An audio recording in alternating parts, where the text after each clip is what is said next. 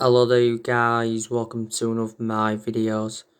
Gonna be giving you my reaction to Ole Gunnar Solskjaer's press conference ahead of our game against Liverpool in the FA Cup 4th round.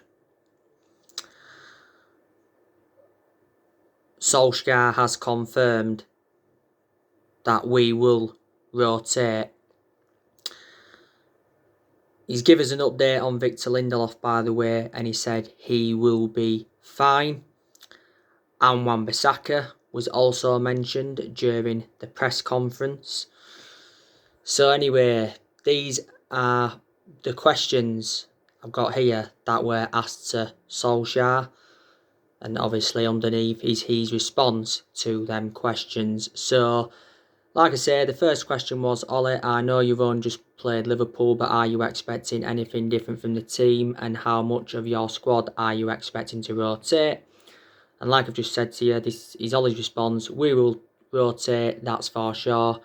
But we'll put a decent team together, of course, and a team that I feel can win the game. Of course, the focus is now on the FA Cup. We know it's a difficult time.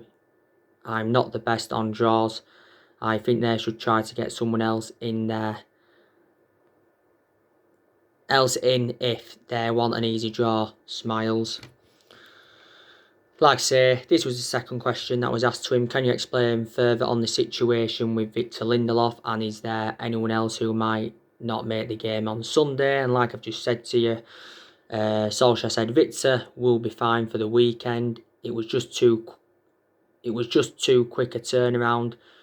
We fell with the travel with his back. I wanted to play Eric against Fulham, and Victor wasn't ready anyway, so we now have 4 days extra for Victor. He got some treatment on Wednesday and did some light training, so he should be ready for the weekend. You know, to be honest with you, Victor Lindelof has had a couple of back injuries recently. Victor Lindelof can perform well when he wants to, but I just prefer Eric Bailly ahead of Victor Lindelof. You know, since Eric Bailly started playing again, he's been superb. You know, his interceptions have been good. He's made some very good blocks, and he showed that ability to play out from the back. The only element of concern about Eric Bailly, you know, he's just too injury prone. But yeah, I think that Victor Lindelof will play in this game. This was the third question to Ollie. People always talk about Liverpool's front three, and they've got Jota as well. But do you always feel your front three as a match for anybody? You've got a lot of different strengths there and a lot of pace. So yeah, Ollie's response to that one was, I'm very happy with my forwards. You've got talents like Mason and Marcus and Anthony, and the experience of Edison. It's great to see them every day in training and in the games. They complement each other. They've all got different attributes. We know this season Marcus has scored about 14-15 goals, and Anthony, Mason and Eddie will definitely chip in and score goals. Last season, Anthony, Marcus and Mason scored, I don't know how many, 60-ish. So we've got a front three or four, well, those three for many years, and Eddie can help with his experience for the time that he's here. So that was Ollie's response to that one. This was another question. Is that part of the DNA of United, that you've got players who can get you goals when you need them? So Ollie's response to that was, I used to play in a decent team, and the gaffer had 4 centre forwards at least to choose from, and with the 4 front men we have players to choose from who can get us goals in any game against any opposition. I'm very pleased with the ones I've got, and we're working hard to get the relationships with all of them so we can use them in different ways, and sometimes maybe all 4 of them will play. So that was Ollie's response to that one. This was another question to him, Ollie. This is your 4th game as manager against Liverpool with Man U. Given the chances you had last weekend and the injuries Liverpool have, do you think you'll be more adventurous this time? Ollie's response to that was, we attacked every time we got the ball last weekend. To be honest with you, there's a lot of people saying we didn't show a lot of attacking intent in that game against Liverpool. I don't think we did, to be honest with you, but obviously Ole Gunnar Solskjaer disagrees. But anyway, And then he said maybe too much and we kept giving it away. That was the challenge. We went forward too quickly. We did look dangerous on counter-attack though. The thought that we weren't attacking is for me completely something I don't understand. We kept giving it away. It was the quality of what we did that we need to do better. We tried to press them high, which wasn't easy, and they played well. They played their way out of our press. We didn't go there to drop deep and try to soak up the pressure. They had 5 midfielders out there, plus a keeper who was very capable. To be fair, when you look at it, I think it was a good game from both teams. We played against a top Liverpool team. Yes, Van Dijk was not there, but everyone has an injury here and there. I was very pleased with the performance when I looked at it afterwards. So that was Ollie's response to that one. Now, this was another question that was asked to him. Let's wait there a second.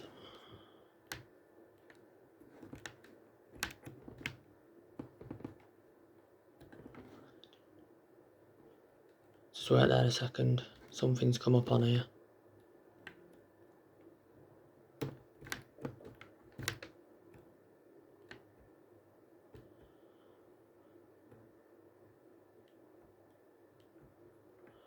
Right, I've got it up. Sorry about that. Someone just came up. So anyway, this was another question. Just how important is it for United to get some silverware and have that winning feeling spread throughout the group to give them confidence to really start an era of success here?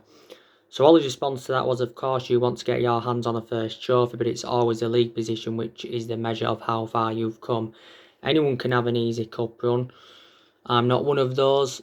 I never get an easy cup run.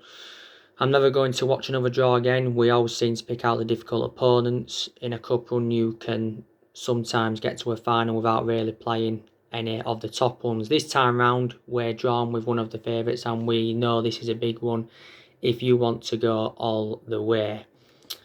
So that was a fair response from Solskjaer. This was another question that was asked to him. You know, the players were caught offside a few times against Liverpool, and the same happened against Fulham.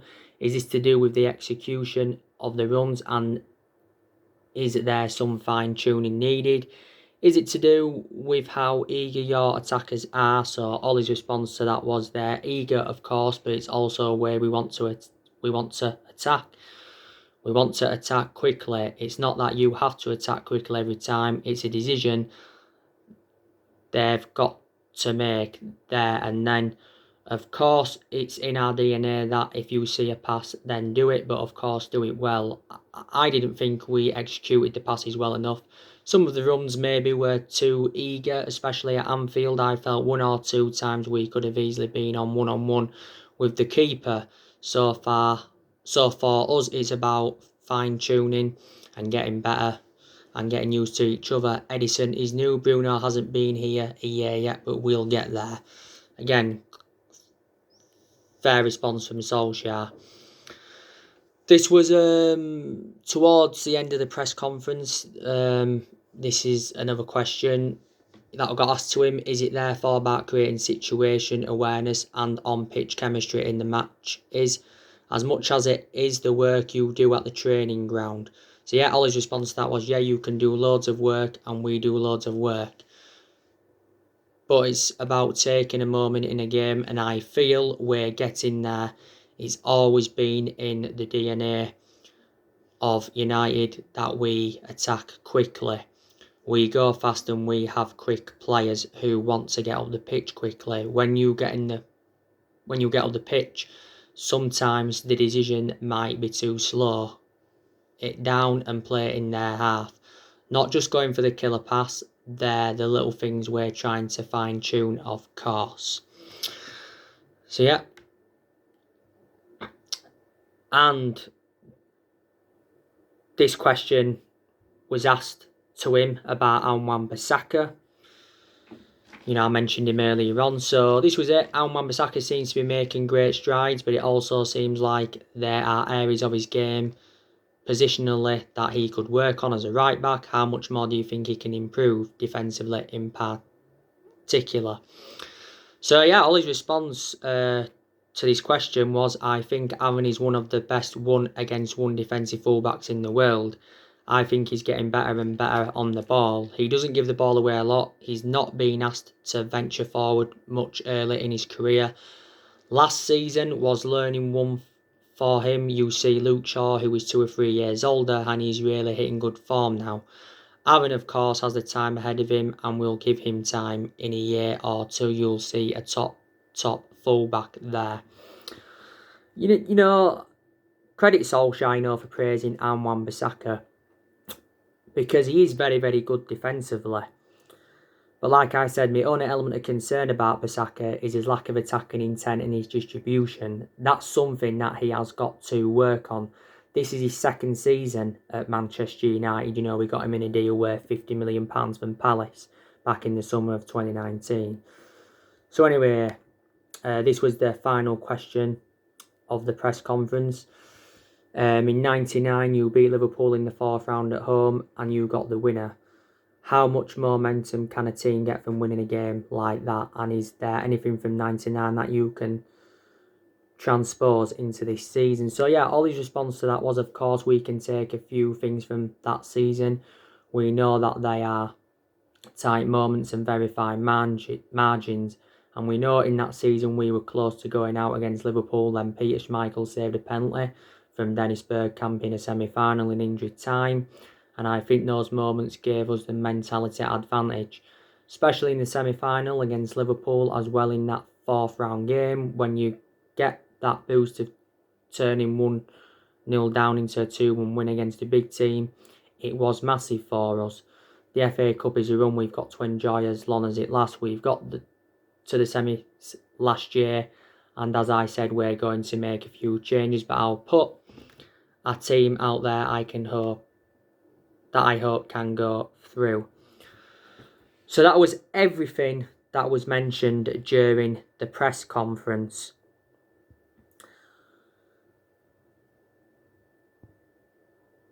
The FA Cup is a priority for us because it is a chance of us getting some silverware on the board. The last time we won the FA Cup was back in 2016 under the Louis van Gaal era. We are the second most successful team in FA Cup history because we have won 12. Liverpool have won the FA Cup quite a few times, but they haven't won it since 2006. We progressed to the 4th round of the FA Cup by beating Watford in the 3rd round 1-0. Solskjaer obviously made changes in that game. 6 of the 11 that started were academy graduates. Liverpool got to the 4th round of the FA Cup by beating Villa in the 3rd round 4-1.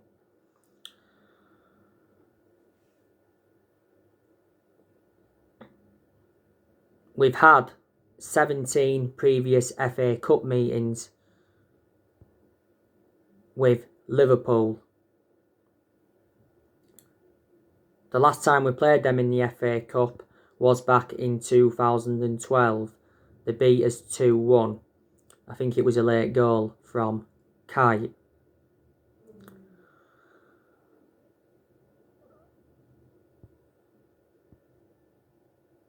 This is the second meeting in a week between Man United and Liverpool. We did play them last weekend in the league at Anfield. It ended 0-0. It was a good defensive performance by Man United. Like I mentioned, I thought Luke Shaw played very, very well. He got forward well and he had Mohamed Salah in his pocket. Harry Maguire did well. Victor Lindelof, he had a good game, made some very, very good clearances from the back. And Wan-Bissaka did well. De Gea didn't really have much to do, but he produced a fantastic save to deny Thiago.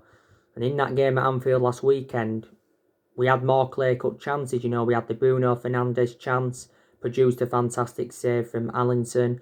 And Paul Pogba had a fantastic chance, produced another good save from Allinson. But Paul Pogba should have scored that. But anyway, Paul Pogba made up for that miss against Liverpool with a fantastic goal against Fulham recently. You know, Paul Pogba was around 20 yards out, hit it with his left foot, went into the far bottom corner.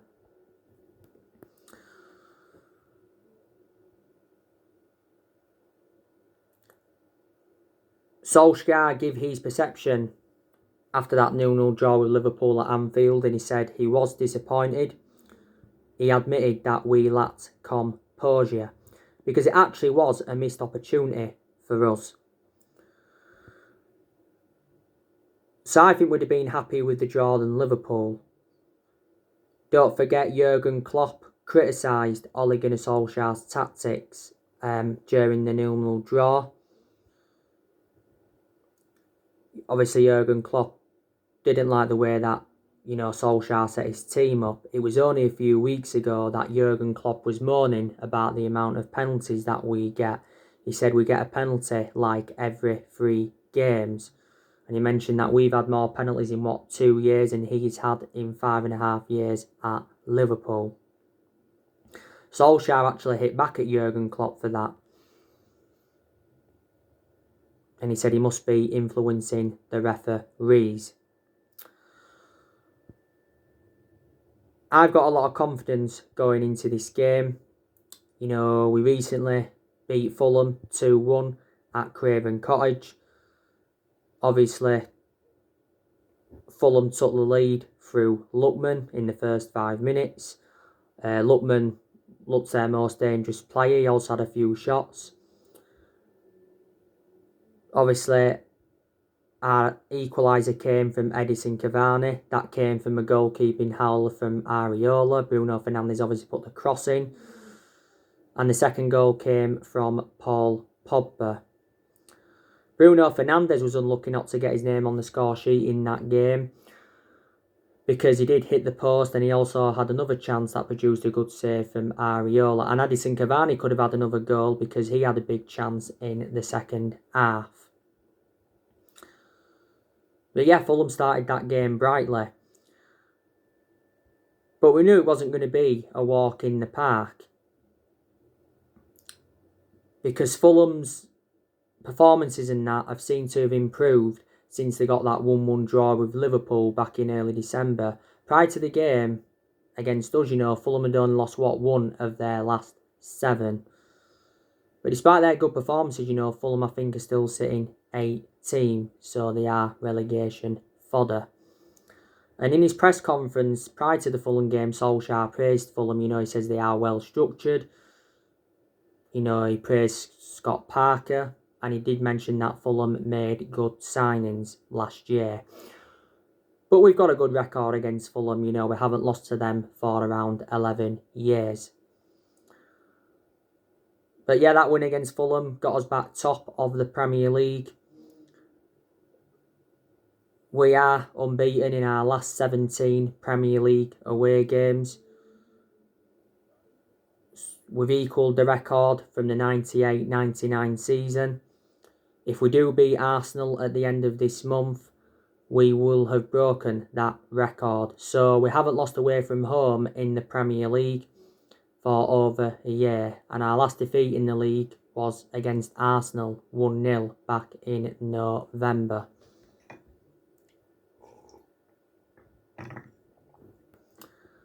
As for Liverpool, they're in a bad vein of form.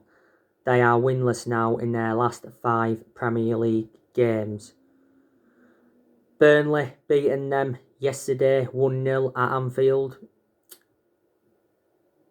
Burnley have ended Liverpool's 68-match unbeaten run at Anfield.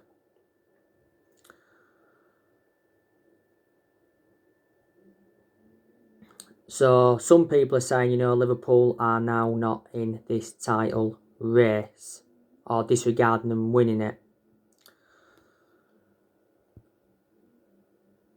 It'll be interesting to see, by the way, how Liverpool approach this game on Sunday.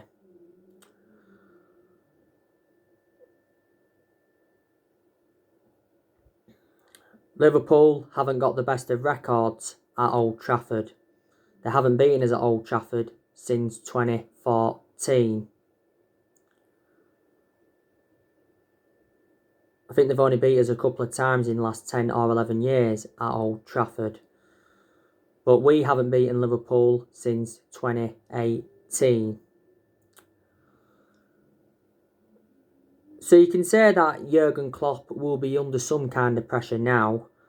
reflecting how bad Liverpool have been recently. But obviously he won't get sacked. Jurgen Klopp has been Liverpool manager for almost 6 years. I think it was last season he extended his contract with Liverpool until 2024. Liverpool is the third club in his managerial career. Before he was at Liverpool, he was at Borussia Dortmund. He won a few trophies at Dortmund, and before Dortmund, he was at Mainz 05. He's won 4 trophies as Liverpool manager so far.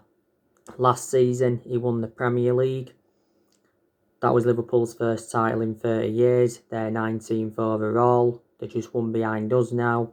He won the FIFA Club World Cup, and he also won the Super Cup, and he won the Champions League the season before. Liverpool have won the Champions League 6 times. I think Liverpool have spent over £400 million on players since Jurgen Klopp got appointed in. But yeah, certainly Jurgen Klopp is the best manager they've had in this generation. They have had other good managers as well. I thought Brendan Rodgers did quite well for them. Yeah, he enjoyed one good season, didn't he? Rafa Benitez was obviously good for them. He won the Champions League with Liverpool. Gerard Houllier was good for them. He passed away last year. Liverpool had Bill Shankly and Paisley a lot of years ago. They've had some poor managers. I thought Roy Hodgson is probably one of the worst managers that they've ever had. Ken Dalglish was a bad manager, but he was okay as a player. So yeah, and don't forget last season, Liverpool went on a 44-match unbeaten run in the Premier League until Watford had beaten them. Liverpool have got a lot of good players in their team. But obviously players have been underperforming for them recently now. Overall, Salah is a world-class player. But in games this season, Salah has just not been clinical enough. And there has been narratives coming out saying that Mohamed Salah is unhappy at Liverpool. If Liverpool did sell him, Liverpool would get a substantial amount. They'd probably get at least £100 million for him. Salah probably won't even start the game on Sunday. Roberto Firmino, now he is a good player, but obviously he's had periods when he has been out of form. Sadio Mane, he's also a good player as well. I think he's been better than Mohamed Salah this season. Diego Jota has made an impact at Liverpool since he went in. Liverpool got him last summer from Wolves, but Diego Jota is out with injury at the moment. Liverpool have also got that Dickov Origi. Now, he could be in contention to play on Sunday. Origi is their backup striker. I think Liverpool could sell Origi in the summer.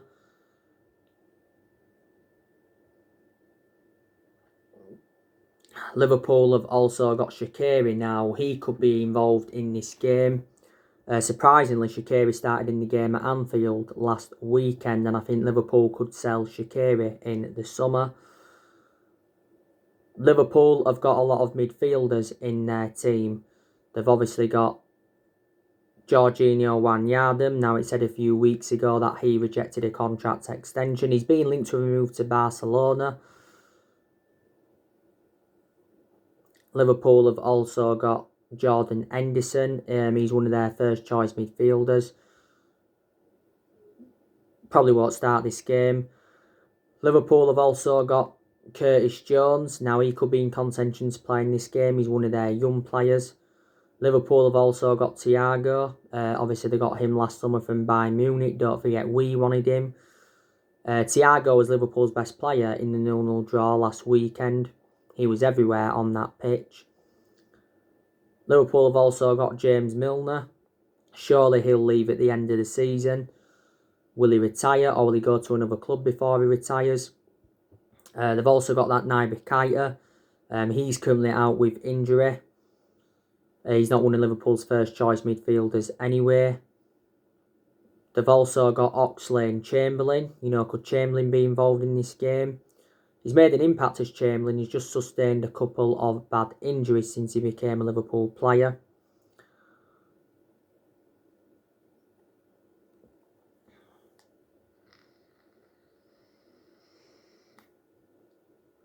Liverpool have also got Fabinho. I do like Fabinho a lot. He played well in the game last weekend. Obviously, he was a centre-half alongside Jordan Henderson.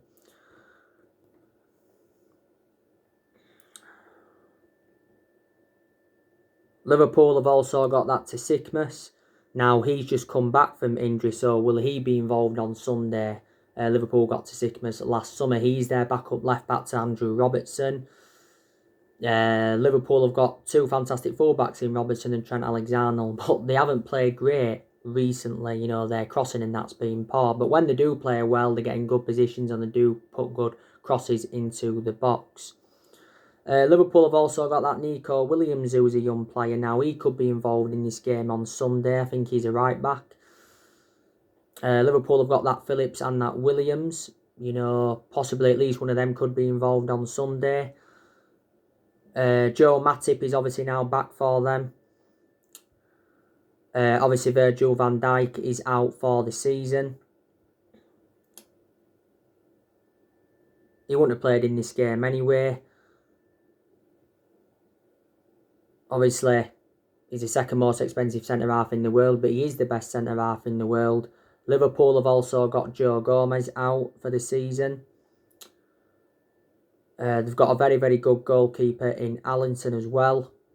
I don't think they'll start Allinson on Sunday. I think they might go with Adrian or that other goalkeeper they've got. I can't remember his name.